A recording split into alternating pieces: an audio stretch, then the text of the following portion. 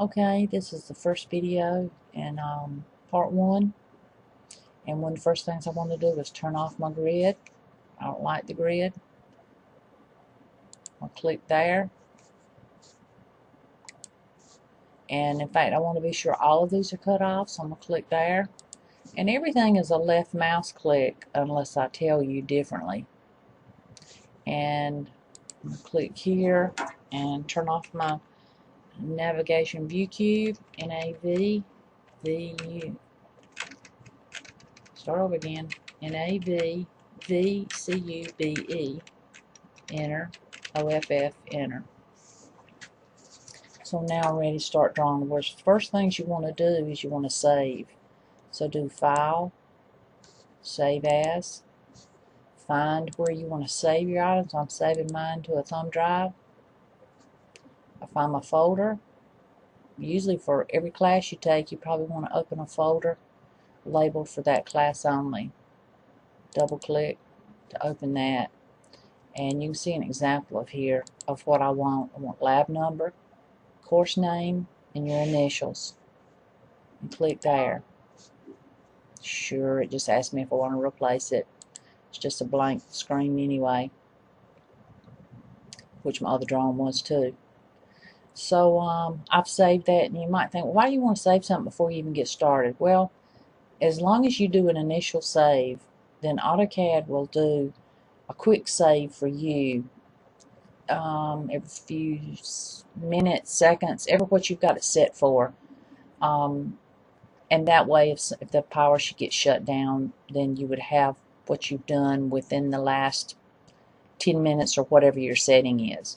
Your screen will flash a little bit, so you really don't want it saving too often, but you'd want it to save more often than, say, 2 hours, because you can do a lot of work in 2 hours. So that's the first thing you want to do. Your book is separated into basic and advanced.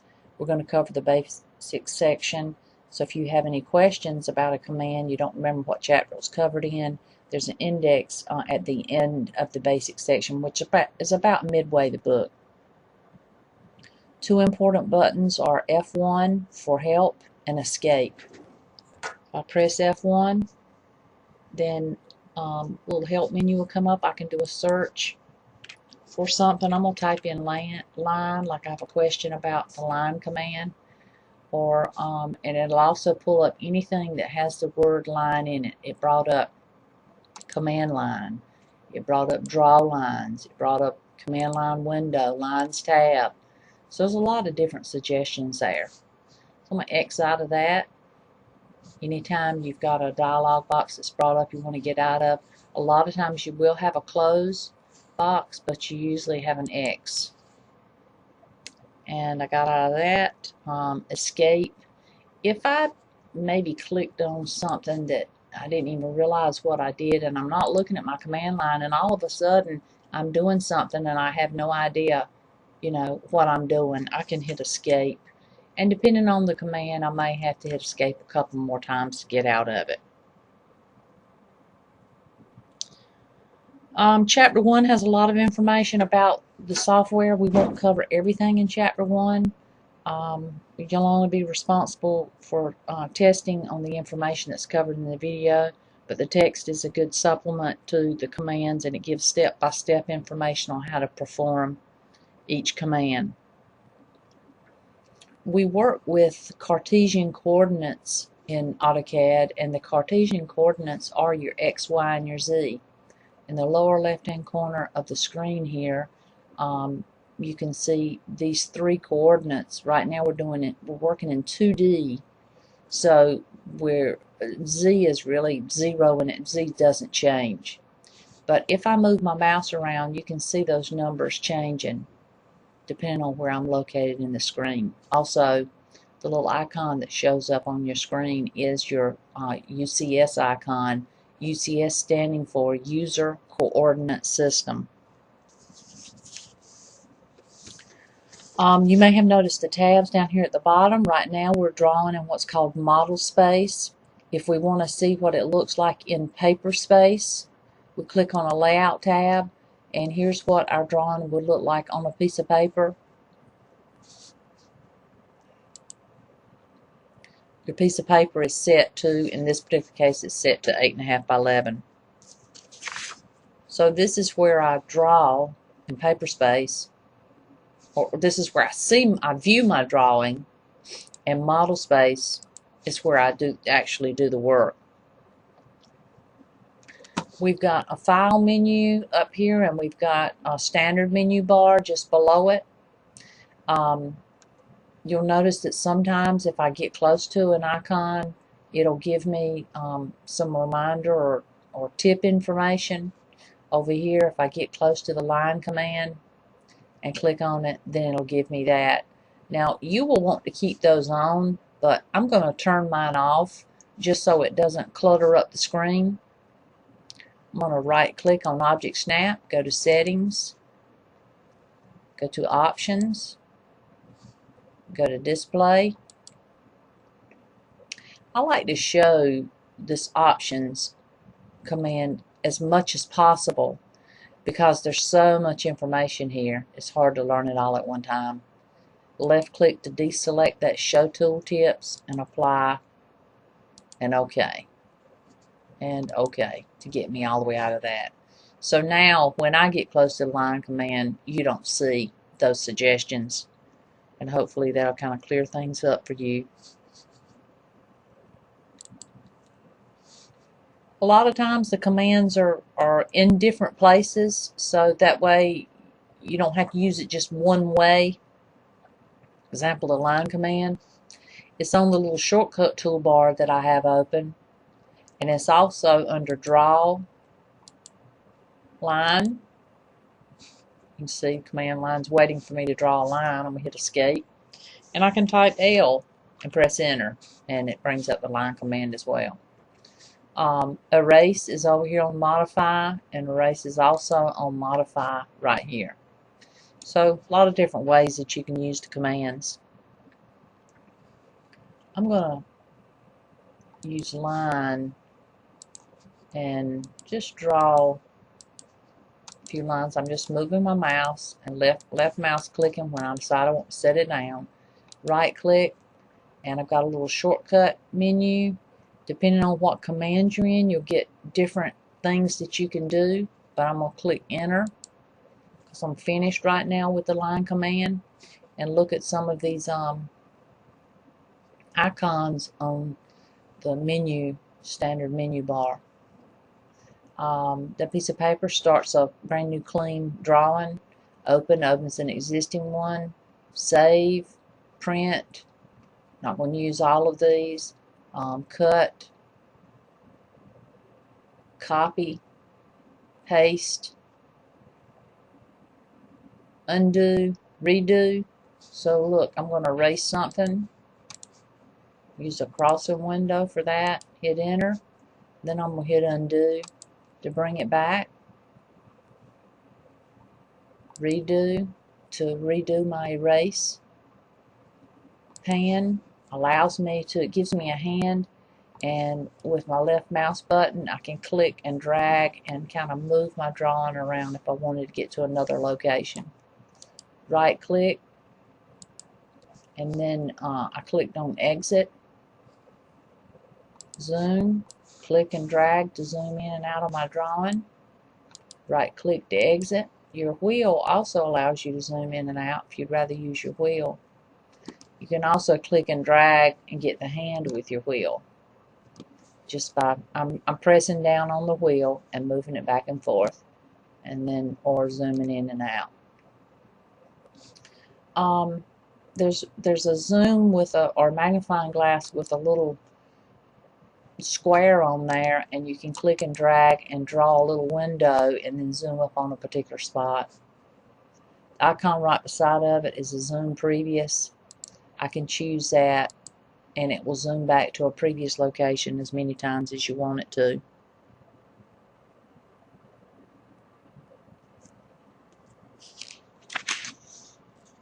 Chapter 2 talks about templates, but we'll make a template later.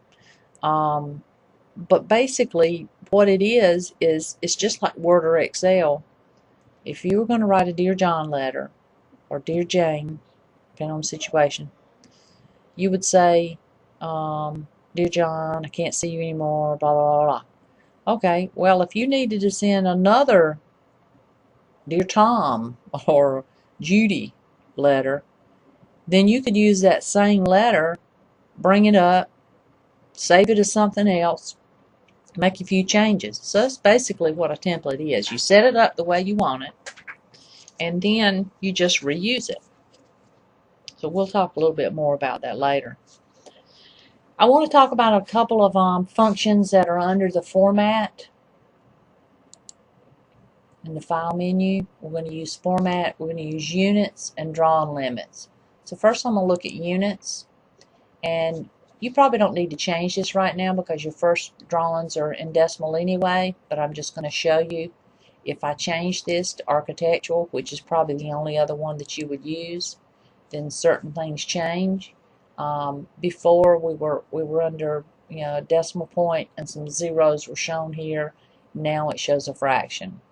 So I'm going to change it back to decimal, and you can see my precision changes. And I'm going to, like I said, I'm going to leave it like that, but that's where your units can be set up. Click OK. Format, drawing limits. Now what this will do is I can define my drawing limits. I don't use this a lot because it doesn't matter what your limits are. You can still draw outside of your drawing limits. So it can be a little bit confusing. But certain zoom functions perform differently when you have a drawing limit specified. So I'm just going to show you how it works. Click on drawing limits. First of all, it has a lower left hand corner, which normally the default start point is at the origin, which is 0, 0. If you want to change that, you would need to type something in the same format, number, number. So I'm going to hit enter to accept that. And the upper right hand corner right now is 12 by 9. So this is probably set up for an 8.5 by 11 sheet of paper. So I'm going to hit enter. And I want to perform that same command over again. Anytime you want to repeat a command, you type enter, brings it up again. And I'm going to type OFF just to turn my drawing limits off and press enter.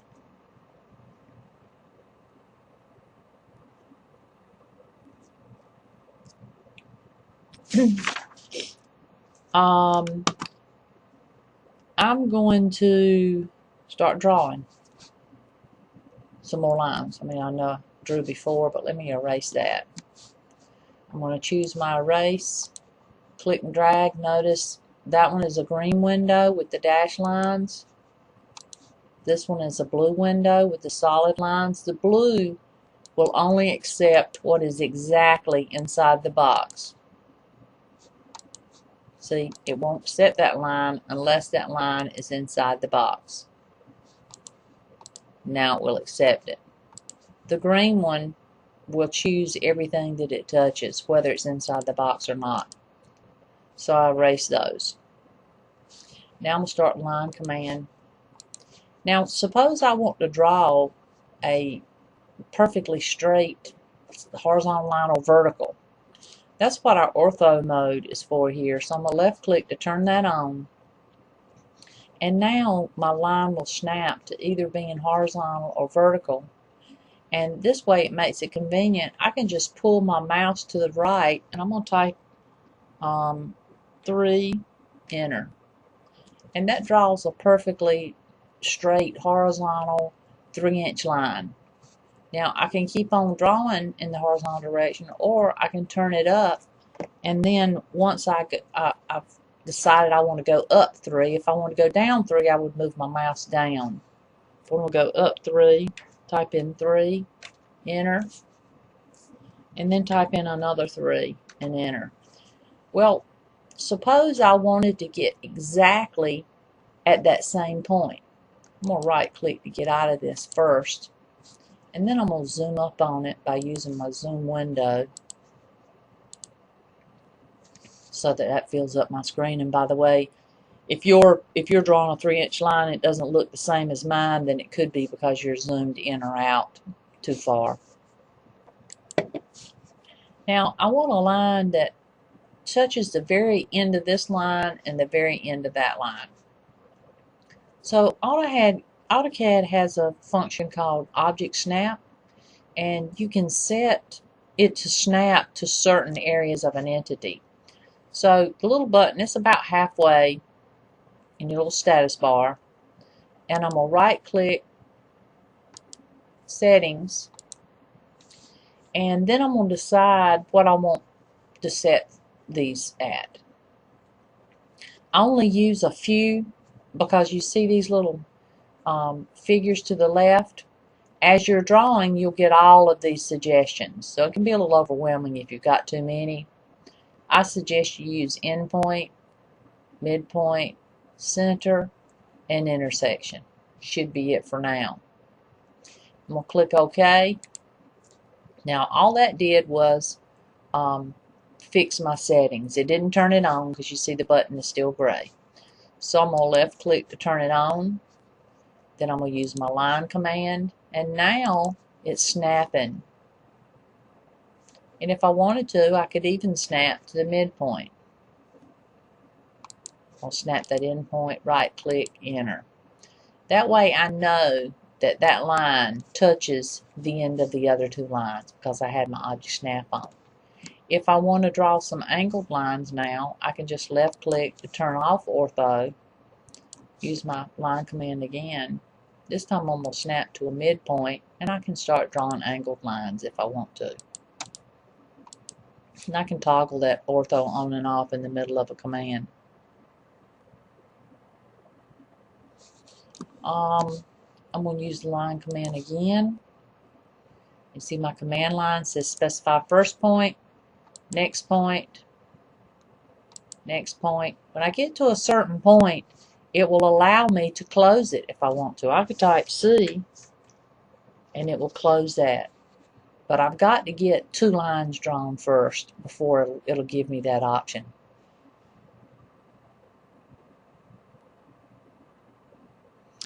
Okay, we talked about ortho and snap, OSnap, and some of the zoom functions.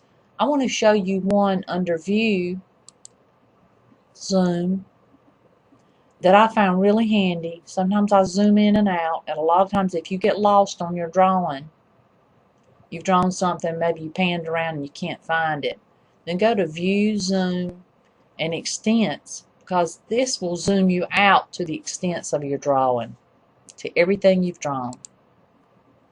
So this is all I've got drawn on this whole drawing, and I'm going to zoom out a little bit so you can see that's all on my drawing. I'm going to zoom in again to a little area. In fact, I'm going to draw a little window here and zoom way in on that corner. Then I'm going to do View, Zoom, Extents, and it'll bring me back out again to the extents of my drawing. Okay, that's it for this section.